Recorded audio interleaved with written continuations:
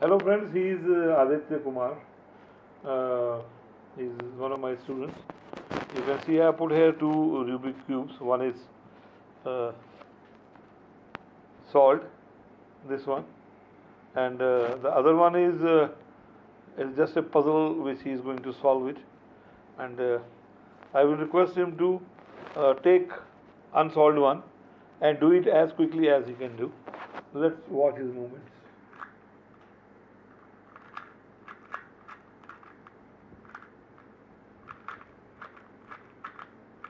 It has got some logical steps to be followed, and it requires a lot of practice also, and of course it requires brain also.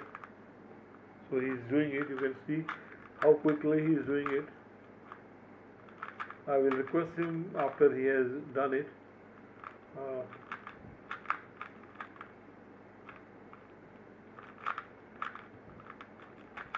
you can watch the movement of his fingers. He is